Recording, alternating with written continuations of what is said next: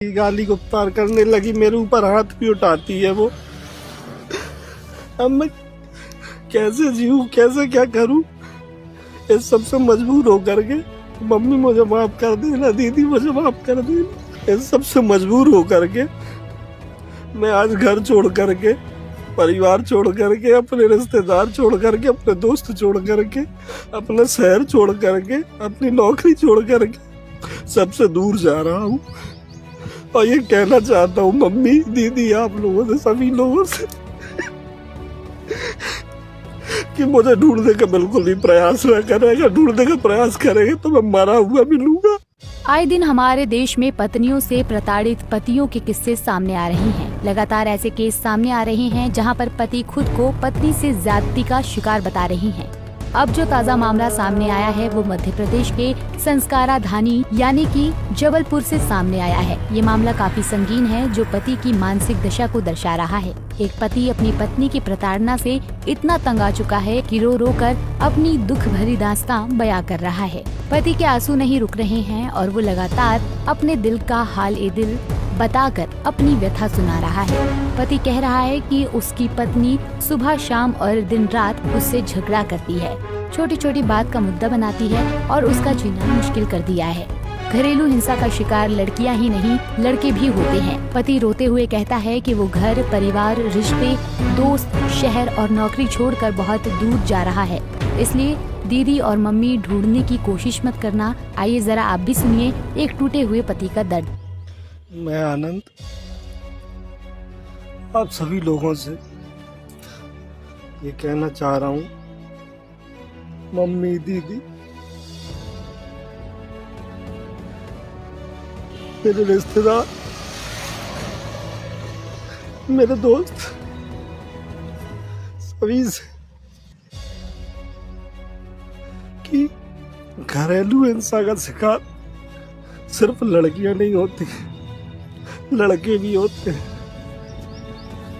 मेरी वाइफ निभा, जिसे मैं बहुत चाहता हूँ, बहुत प्यार करता हूँ, उसके हिस्से की हर खुशियां मैंने उसे दी और हर खुशियां उसे देना चाहिए, मगर वो छोटी छोटी सी बातों पर, बेवजह की बातों पर सुबह शाम रात हमेशा बस लड़ाई करती रहती है, झगड़ती रहती है। कितना भी समझा लो, कुछ भी कर लूं, नहीं मानती है। अब किसी बात के लिए पीछे अगर पड़ जाती है तो ना चाहते हुए मुझे भी गुस्सा आ जाता है। गुस्सा आ जाता तो मैं भी उसे कुछ बोल देता हूँ, दो शब्द बोल देता हूँ, गाली गुफ्तार कर देता हूँ, तो बदले में उसके बाद भी वो शांत नहीं होती है। और अगर मैं उसे कुछ बोल देता हूँ तो वीडियो बनाती है और कहती है कि मैं तुम्हें झूठे केस में फंसा दूंगी, तुम्हारी जान ले लूंगी। आए दिन झगड़ा, बस सुबह शाम रात झगड़ा, सोने तक चैन से नहीं देती। मैं बहुत कोशिश किया मैनेज करने की, बहुत कोशिश की उसे समझाने की, उसे खुश रखने की, सब चीज करने की कि वो शांत रहे, बस जीवन में शांति बनी रहे। बिल्कुल नहीं। उसकी वजह से ना तो मेरा काम में सही से मन लग पाता, ना तो कहीं ध्यान दे पाता, नहीं कुछ कर पाता। मेरे घर पे ना तो सुकून से मैं खाना खा पाता हूँ, ना तो मेरी माँ खाना खा पाती है। बस उसका सुबह शाम दोपहर जब भी घर पे रहता हूँ बस उसका झगड़ा चालू हो जाता है, और बेवजह की छोटी छोटी सी बातों में। आज फिर सुबह में उठ के ऑफिस के लिए निकलना था, चाय पिया, नाश्ता किया, उसके बाद में निकलना था ऑफिस के लिए।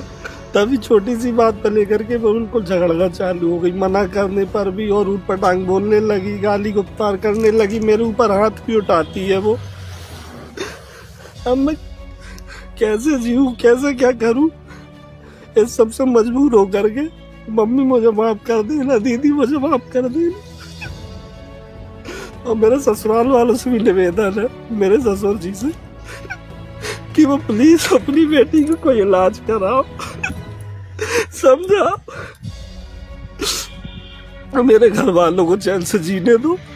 इस सबसे मजबूर होकर के मैं आज घर छोड़ करके, परिवार छोड़ करके, अपने रिश्तेदार छोड़ करके, अपने दोस्त छोड़ करके, अपना शहर छोड़ करके, अपनी नौकरी छोड़ करके सबसे दूर जा रहा हूँ। और ये कहना चाहता हूँ मम्मी, दीदी, आप लोगों से, सभी लोगों से कि मुझे ढूंढने का बिल्कुल भी प्रयास न करेगा। ढूंढने का प्रयास करेंगे तो मैं मरा हुआ मिलूंगा।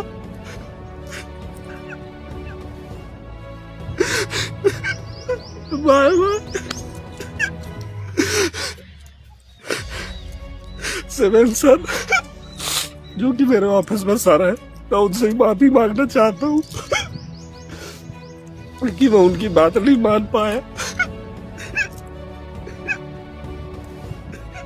तो सुना आपने एक पति का उसकी पत्नी से अत्याचार से तंग होकर मानसिक कबूलनामा। वीडियो जारी करके पति लापता है और साथ ही वीडियो वायरल होने के बाद पत्नी भी गायब है। मामले की जांच में आधारताल थाना पुलिस जांच में जुट गई है। लिहाजा पति का ये दर्द और अपनों से बहुत दूर जाने की कहानी उसकी मानसिक स्थिति को बयां कर रही है। वीडियो में साफ दिख रहा है कि पति घर में पत्नी की प्रताड़ना से कितना टूट चुका है। लिहाजा पुलिस मामले की जांच कर रही है कि आखिर माजरा है क्या, क्यों एक पति को अपना दर्द इस तरह से बयान करना पड़ा। 25 तारीख को आनंद दुबे निवासी निर्भय नगर, उम्र करीब 29 वर्ष, यह अपने जीजा को एक वीडियो मैसेज भेजा कि ये आत्महत्या करने जा रहे हैं।